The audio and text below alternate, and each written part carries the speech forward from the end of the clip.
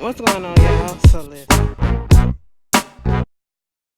What's going on, y'all? So we are back again for another episode review of the Real Housewives of Potomac season 4, episode 12, Goodwill Haunting. Okay, so we start off with Ashley saging her house. Release positive energy, let go of negative, release positive energy. And they are so dramatic on this show where they had to put out there that dun dun dun dun boom dismiss of the cases and the charges against Michael. And so at this point, all the ladies are saying what we're all saying too. Just because the charges or whatever has been dropped, that does not necessarily mean that a person is innocent in this whole situation, especially when they have a history of doing stuff. You know what I'm saying? And so no one really believes that he didn't do anything. They just couldn't prove it. That's what that means, okay? So Ashley gets on the phone talking to her mom, and she's got to get ready to go to Fox 5, and this is their first time publicly talking about everything that's been going on. Girl, I wouldn't even, if I did, I wouldn't even care so much. If I knew it was such a ridiculous charge or whatever, I wouldn't even try to defend that shit. Be like, the truth is gonna come out, whatever. But whatever, it's like they're trying to put up this front to make it seem as though this could never happen. But with his history, we know that it can. Okay, and so she's on the phone crying to her mama and all this stuff. I really don't care about that conversation. I really don't care. So we just gonna move on. All right. At this point, you got Karen at the house. Raina is at the house. And, she's just raiding her closet or whatever. And they're talking about, the grandparents passing away, looking at old footage, which I thought was beautiful. And then Karen let us know that Raina, actually had the guts and the courage to actually sing at the grandmother's funeral. And, Macy Gray, who was actually a friend of theirs that she met through Matt. Okay, I said, oh, okay, Matt then came through. And, she was like, she's saying they couldn't record it then or whatever because of whatever issue. But, she wants her to come over there and to record some music. And I said, that's a good look. That's a good look. Macy's still doing some things behind the scenes. So, yeah, that is a good look. And, of course, Karen wants to be there, whatever. Moving on from that, we got Ashley and Michael on Fox 5, right? Giselle is at her house popping popcorn because she ain't got shit else to do, okay? She like, oh, I gotta see this. I gotta see this. She is sitting there eating that popcorn, looking at it like she looking at a suspense horror show, okay? And I'm just sitting here like, Giselle is just so messy and so, she ain't got nothing else. She don't have a storyline. I realized that everybody's been saying that, but she really don't have a storyline. After I just seen this part, I'm like, she don't have one, okay? And so basically she was like, why Ashley and Michael sitting so far apart from each other? And Ashley gets up there. They was like, the charges have been dropped. I know that he didn't do this because I was there with him when it happened or whatever. So I saw everything. And I'm sitting here like, wait a minute. Y'all was looking for him. You weren't in the basement like they said that this shit happened. It was in the basement. You was upstairs getting ready for the photo. So how was you with him when it happened? That's a lie right then and there. And Giselle was like, oh, hold up. Because then Michael said, you just walked past somebody and you bumped them accidentally and that's all that happened. And Giselle picked up on that too, like, something in the wash ain't clean. And it was like, well, there's smoke, there's fire. That was Candace saying, so hey, we just gonna see what's gonna happen, okay? And isn't it funny to you that the only woman on the show at the cast that's actually supporting Ashley is Monique? Saying you don't know what happened and you wouldn't want to be in that position. This is a stark difference from what it was last year, last season. I'm sitting here like, girl, it wouldn't be me. I keep my mouth shut on the whole thing. So Monique is at the podcast village, okay? She doing her little podcast, the lazy mom, not for lazy mom stuff that she been doing.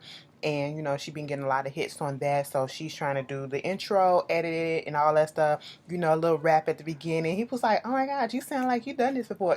Yeah, I used to rap back in the day. So I know. That's how she was. I was like, toot your horn. Because ain't nobody else going to do it but toot your horn. But, anyway, so at this moment, Ashley comes through. First of all, let's get into that fridge that was back there. I would have took that whole fridge down. It wasn't nothing but drinks up in there, okay? All type of drinks, beverages, alcoholic, and all that stuff, okay? Girl, I said I like a see-through fridge like that. But anyway, like I said, it is so funny how Monique and Ashley are like good girlfriends right now, especially in the situation that's going on between Ashley and Michael. And, they get to talking about all this stuff. And I do like what some of the girls did say. Just because he got off don't mean that he got off. That privilege came through this time and worked for him, and they just didn't have no evidence, or they probably threw some money up or whatever to dismiss that case. That's what it was. Okay, we can all look at it from different angles and see different reasons why this shit got dismissed. Okay, but at the same time, Ashley and Monique, they're just sitting down there and talking about how they're surprised that Monique has been as, much of a sister to her in this whole thing. And I said, sister, in this whole situation that's been going on, and yet the other girls that she called her friends have not truly been there for her. And it's like they're reveling in the fact that Michael got caught up in this mess. And she was like, what about you? Because Candy said that you was, happy for it or whatever. And she was like, no, girl, I can show you text messages and all this stuff. I've been the same way since the beginning, okay? I ain't been reveling in nobody misery. That ain't me, okay? Monique pulled out them text messages, and I said, oh, my God, here we go. See, I wish... Just because you're trying to be cool with somebody, because, bitch, it wouldn't be me. It just would not be me. That's why, I mean, maybe because of the pregnancy got her feeling a whole different way or whatever, but I'm just saying I could not be cool with somebody at the level that Monique is with Ashley right now after all the stuff that she put her through last year. Okay, she tried to tarnish her name, all right, and her reputation. Okay, you basically put the guise of alcoholic on her. You know what I'm saying? And I could not be cool with somebody like that, but more power to her. But I'm not going to hate the fact that she's cool with her. I'm just going to say, take baby steps with that bitch and don't fully trust that hoe. But you trusting her enough to start. This is where best start. When you start sharing text messages and stuff like that. And I mean, show her the whole text strand and said, bitch, listen, you can scroll up and down all you want to, but you ain't going to find nothing up in there talking about me, being ha ha he over and giddy over what you've been doing with your husband and all this stuff. And I said, oh my goodness, here goes some more drama that's finna happen. So now it's finna be Candace versus Monique for real this time. Because if that was my friend, I wouldn't put my friend on Front Street either like that. Granted, she ain't on my good side right about now. She had her little quips and, bumps in the road or whatever. But I thought we made up. I thought we was cool or whatever. I still wouldn't put her on Front Street like that just to, prove that I didn't do this and do that. My word ain't good enough. You know what I'm saying? So that made me feel away. You know, Robin having all the girls over. She had Katie and her friends and Giselle over to do some little makeup and stuff like that. Juan come out. Giselle and Katie over there talking about what she going to do for Juan's birthday. She was trying to throw him a surprise party. He get a call talking about something. They want him to come out there and coach for somebody's team or whatever. And she had to just blurt out, nigga, I'm trying to throw you a surprise birthday party. So he gonna try to do something different to be able to come. And she was like, Katie said, give him an incentive. Say, look, bitch, you gonna get a threesome. It was like, you could choose between either Giselle and me. And it was like, Katie gonna say something, oh, I would love to have a threesome. I said, Katie is on something. Or Katie is just naturally funny to me, okay? But that bitch was on something that day, all right? And I was here for it, okay? But and I say that because I don't like when people come to people events and they just be so uptight. Loosen up, especially when you're around new people. Loosen up. You ain't got to be so, closed off and all that stuff. I know you don't know these people, but you got to open up a little bit. You know what I'm saying? So Katie fit in right then. And so they started talking about the whole situation with Ashley and basically saying that she in denial. The girl don't know what she talking about. Katie said that the bitch stupid. I said, oh, they was like, nah, I don't think she's stupid. I just think that, she a little naive to the fact of what's going on. And, Katie tell us a story about how they went out with him, Ashley and Michael, Jacob and her. And at one point, Jacob said that Michael told him, when I call you, I'm gonna call you on your private phone, okay, on your private phone. That, and I want you to answer. And said it like it was a flirtatious type of thing. And I was like, you know what? They said what we said. Some of us said they probably got a little arrangement that's going on and they're okay with it. But, Ashley is very much in denial about what's going on with that whole situation and with her husband or whatever in front of the lady. She know what's going on. So them sitting there talking, Giselle, you bring it up and you and your feelings about it because you ain't got shit else to do. And that's basically all that it comes down to. So, it's Kara's daughter named Raven or Raina, girl Ray Jr. You know, she goes to the studio with Karen and C Macy Gray. They go in there, do the Amazing Grace thing, and I will say this: out of all the singing that I've heard on this show, she do have a nice voice. It ain't my cup of tea, but she do have somewhat of a nice voice. Like, if she get a little more vocal training, she could get there, okay? And I do like the fact that they didn't show her trying to over exude and do too much or whatever. And, you know, the little final product that they showed or whatever, we heard, it was cute enough. It was cute enough. You know, her mama was moved by it, of course, because that was the song Amazing Grace that they sang at the funeral. And, you know, of course, Karen is still in this grieving process. You know, sometimes stuff can trigger you and the tears will just start flowing for no reason, just out of nowhere, you know, so that was cute. Moving on to Monique and, you know, Chris, they going over the baby stuff. The baby about to be here in a couple of weeks. And, you know, she said, you know what, all these clothes and stuff, this how I know I'm not finna have no more babies, because as soon as I get through with these clothes and this baby grow out of these clothes, I'm selling them, okay? I'm getting rid of them. You know, he was like, what if we have a oops baby? It was like, ain't no oops my ass, all right? Gonna oops beside your head. I know that's right. But, at the same time, so they get into talking about um the whole thing with Michael and Ashley being on the news. Did y'all see the interview? Yeah, we saw it. I didn't see it though. Chris didn't see it. It was like basically what he said was he did bump into the cameraman, but for him to get so upset to the point that he wanted to file charges against him for sexual harassment and stuff like that, it's like it don't make sense. It's a little bit weird. And like Chris said, it was a whole bunch of people down there in that basement, so people bumping into everybody. So for you to come out your mouth and say, oh, I'm finna file some charges, that's something I'm seeing right there. But then, you know, they get into the whole thing about Candace saying stuff about her, you know, being cool with Ashley and feeling some type of way. And it feels like, you know, they're on a different path right now. Chris wants them to get that together because he liked Chris and Candace, you know. And so at this point, um, Monique feel like it's a phase. Hopefully she wanted to be a phase. She just said she's not here for people who, you know, like to wallow in other people's griefs and stuff like that and their downfalls and stuff. And I understand exactly where she's coming from, because even if I don't like you, even if I used to be cool with you and we have a falling out, we're no longer cool or whatever, and something negative happens to you, I am not going to sit here and be like, well, that's what you get and I should have told you and karma is a bitch and all this stuff. That's never been me, because then it'll make me, if I turn that chapter like that, it'll make me feel as though I was never really cool with you, like I was on some fake cool with you, and that's not how I am. When I'm cool with somebody, I'm truly cool with them, especially when I respect them, and you have a little downfall, I'm not going to play into it like that, okay? And then Candace is childish, because just because Monique is cool with Ashley now, she has an issue with that because of their history. I already said it wouldn't have been me, but at the same time, I would not be upset that my friend is cool with somebody that they had a beef with, because that means they're mature enough. I'm not at that level and at that headspace to be cool with somebody that did all that to me yet, okay?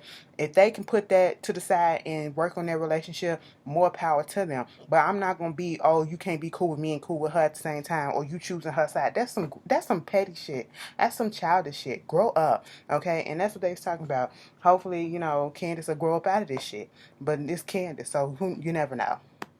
So Robin is trying to get the boys ready for Juan's party. They trying to get there so that they won't be late. Of course they gonna be late because Giselle is the first one there. Okay. And then Michael and Ashley, they're on their way driving. You know, she wanted to do a little hunting Halloween party, whatever, because Juan is a fall baby. But at the same time, Ashley and Michael in the car having a conversation was like, you know, yeah, I have to show up because it's Juan or whatever, because, you know, he's a fun guy. That's how we connected. You know, he'll like stuff like this. I like Halloween. He like Halloween. He's a fun guy. I'm a fun guy. Yeah, you should like having fun right about now, especially after all the stuff that we've been through. What are you talking about? I'm talking about the charges being dropped or whatever. I mean, yeah, but we already knew that was going to come out that way. I mean, yeah, but, you know, you just never know. You know, it kind of affected my business or whatever. I had some business deals that was trying to go through, and you know, some of my business partner, they knew that it wasn't true, so they was just trying to wait until to see the outcome. But you know, that's back on track or whatever. And I'm just sitting here like, okay, Michael, if that's what you want to put out there, let's go ahead. But they get there and Giselle looking for everybody, and nobody's there. The only people that she do see is Ashley and Michael. And so she calls Robin. She trying to see where they at. They having technical difficulties or whatever. They'll be out there. She was like, oh my God, I see Ashley. She's holding on to Michael Darby for dear life. And it was like, oh, Michael's here. And it was just awkward because at this point, they give each other a hug. Giselle give Michael a hug and was like, okay, so what's going on? What's happening? What about those charges? I said, God damn. Leave it to Giselle to bring it up. Just leave it to Giselle. So everybody started filing in, and then Michael comes over, and Ashley comes over. Karen is there.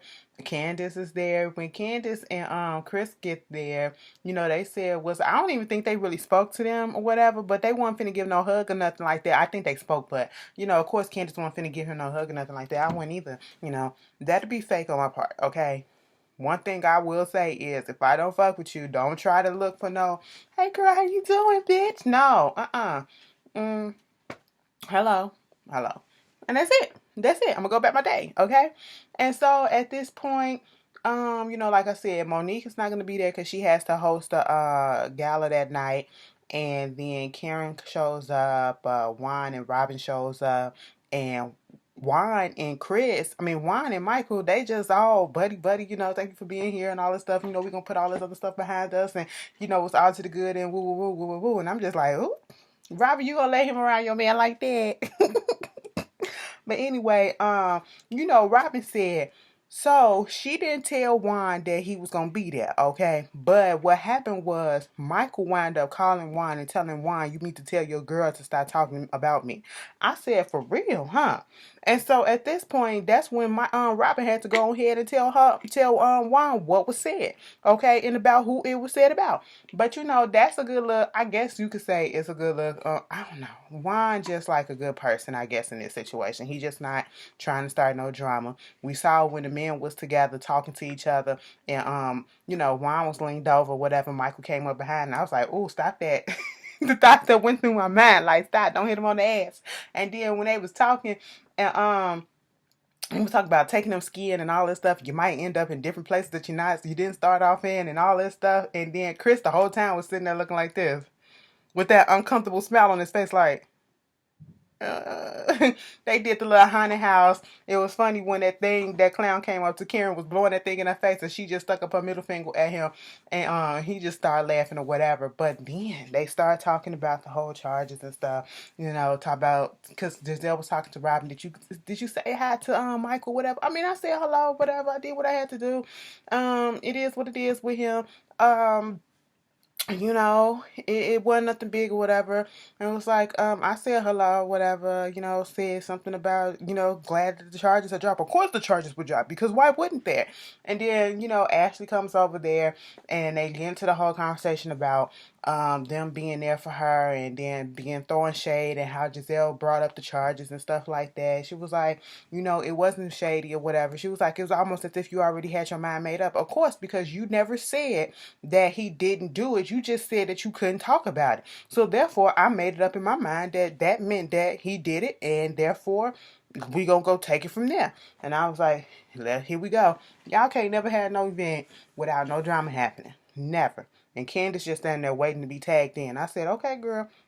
Basically, the episode ended with Juan's birthday, and then the girls having this conversation with Ashley, basically saying, you want us to see how you are, because Ashley was like, nobody checked up on me. The only person that was really doing something for me and seeing how I was and asking how I was Monique. And it was like, Giselle, I don't know what your definition of being a friend is, because you one way in my face, then you kikiing all over the streets or whatever. Okay, at Candace, like, everybody was doing it, okay? Because you putting out this front like you're okay, so therefore I'm thinking that I can kiki since you kiki.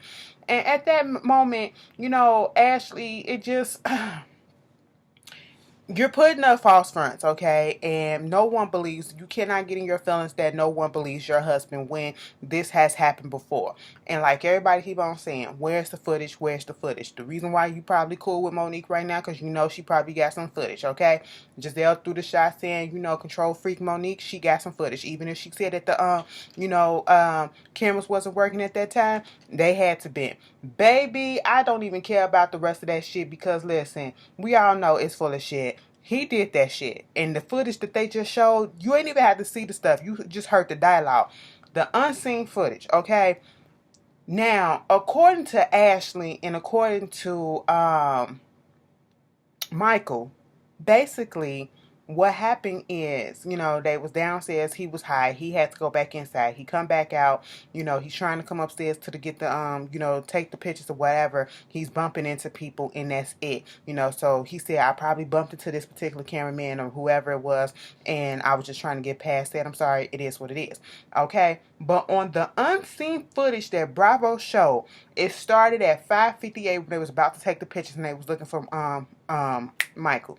They fast rewinded back to 4:53 p.m. Okay, Ashley and Monique out there talking, whatever. Then we hear the cameraman as they going into the house or whatever.